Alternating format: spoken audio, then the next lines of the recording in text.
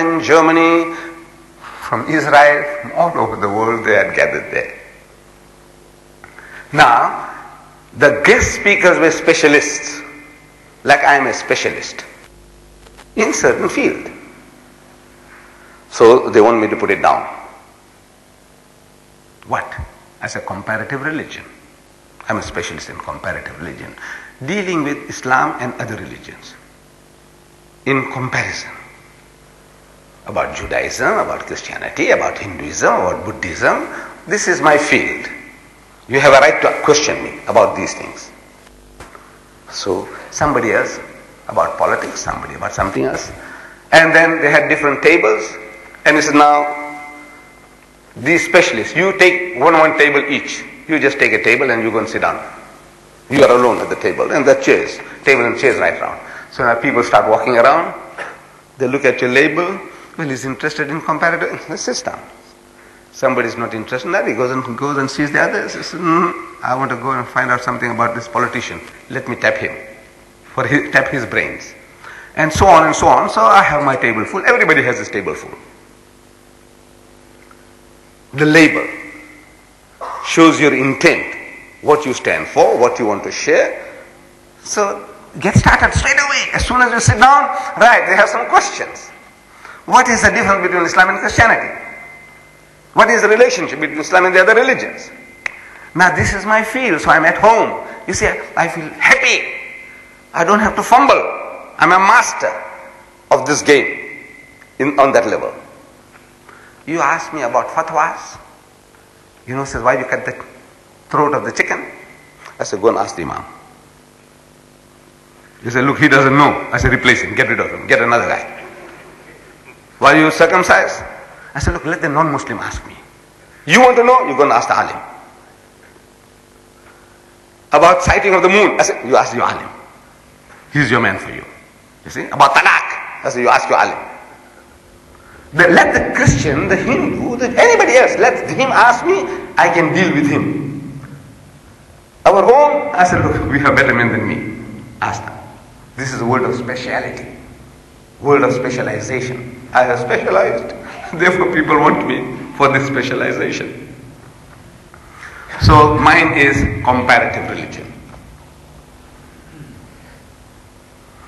Now, the need for the label. We all need labels. And I read to you an ayah from the Quran. I wanted to speak on that, but I'll show you how the connection goes between what I'm talking about, label, and this Quranic ayah. People want to know what subject you're going to talk about. I said, look, you are making a fool of yourself. They won't give me permission to come and speak in the masjid unless they know the subject. I said, I can make a fool out of everybody. I can give you a subject and from there I can take you on to anything. Generally our learned people, they do that. There's no subject. In 15 minutes they can speak on a dozen different things. No subject. And still you have been enjoying it. Something with me, if I give you a topic, I get straight-jacketed. I must keep to that. And people force me. I was in bed. Sayyid Farid of this Muslim views. He comes in. They said, now we're going to advertise these subjects in the masjids. Those for the general public we had advertised. Should Rushdie die? On Wednesday night, you remember that. Then on Monday night we're having another lecture. Is Israel set up for destruction? There's a symposium between me and a United States congressman, Paul Finley, in the Good Hope Center. I'd like to see you all there, with your wife and your children. Now that's advertised. But generally in the masjid, I says, I know, man, if I go to the masjid, I don't have to tell you beforehand. Because usually the imam is telling me what to speak about. Usually the qari is telling me what to speak about. And I get started from there. That in the salat, in the qiraat, he read this ayah. Bulk of us, we didn't understand it. To me, that was Allah's message to us through the mouth of the imam. You didn't hear it. You heard the sound, the music. The bacha of the Quran, mashallah, how nice the qari reads. That you understood. But what was he saying? You didn't know. So now I feel happy to share that with you. I said, you see, the qari was telling, وَالَّذِي أَرْسَلَ رَسُولَهُ بِالْهِدَىٰ in the first rakat, وَالَّذِي أَرْسَلَ رَسُولَهُ بِالْهُدَىٰ وَدِينِ الْحَقِّ لِيُظْهِرَهُ kulli wa kafa billahi shahida. I said, you see, this ayah is also in two other places, but a little variation. Now, because I have this type of knowledge, now I'm sharing with you. It makes you happy, and it makes it easy for me. I just pick it up. I just pick it up. Or I can pick it up anything like the heels, and I can carry on about salat and everything that goes with it. I can lecture to you people. I can talk to you people for an hour, and you'll enjoy it. You see, there are people, wallah, there are people. I know in the Cape and generally in the world, they just have to hear the name Ahmed, Deedat, and they fill up the halls. And I am forced to give you different topics. You know why? Because there are people who follow. There was a time when I was coming to the Cape, we used to tell people, please don't follow. It will be the same subject everywhere. We advertise, why comparative religion? And we tell you, don't follow us. Don't come. Leave the people of the place to come and enjoy. You mustn't follow. Guy from Hanover Park coming here and the guy coming from where? You know, from Athlone coming here. No, there's no place even for you people, local people here then. I said, no. So we tell you, don't come. But there are times that when you go impromptu, there are certain group of people who follow you. Willy-nilly, whether you like it or not. I go to Kenya, same thing happened. They're with me. Now I'm forced, I can't keep on repeating the same thing. I'm boring them. The general public, they're happy. But this group of mine, the group that goes with me, they're getting bored. I said, this is the only thing Deedat knows. So I have to change. And now they want the topics. So I'm forced to give a topic. I say campaignology. So there's Deedat going to speak on campaignology. So before the meeting, the chairman, a medical man, doctor, is asking me, what is campaignology? I said, no, you wait with the others. I will tell you people what campaignology is. You see? I said, no, shh. Let me know, I said, that's very unfair. So as soon as I stood, I said, you see, the chairman wants to try and get it out of me, but I didn't give it to them. Then I went on to explain what is campaignology, and the people enjoyed it. So they enjoy anything. Because you love me so much. It's the love. You see, it's the love that people have for you. You can speak any nonsense. People love it. It's your love for me that makes it. You say you overlook my shortcomings, everything you'll overlook.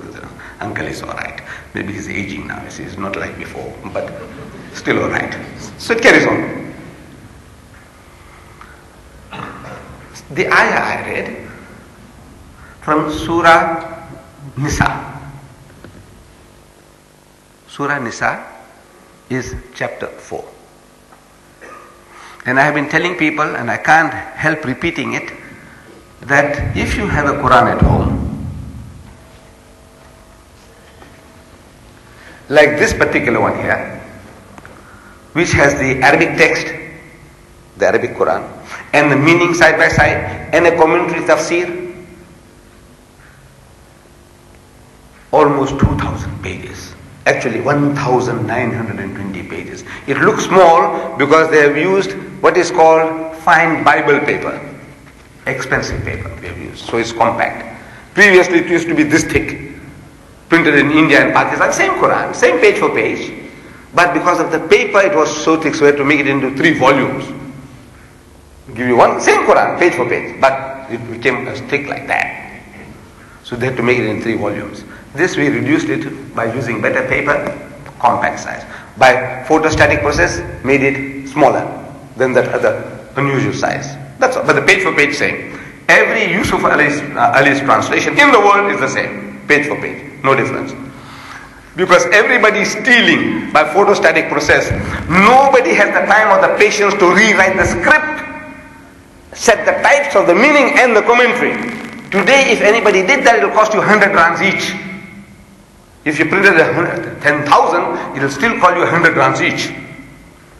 If you did all that, nobody's got the time to do that. It's too expensive for 2,000 pages. Too expensive. So everybody steals by photostatic process and has it reproduced. So you don't have to do all that. The typesetting, the Arabic, the English, the commentary. It becomes easy. Cheap. That makes it cheap. Then mass production makes it cheaper. So this particular one, my society, we have done almost up till now 185,000 we have given out. 100. And at the moment we have placed an order for another 100,000 of these Qurans at a cost of about 20 rands each to print 100,000, and it's cheap. If you know about publication, 100,000 for 20 rands is cheap for 2,000 pages today.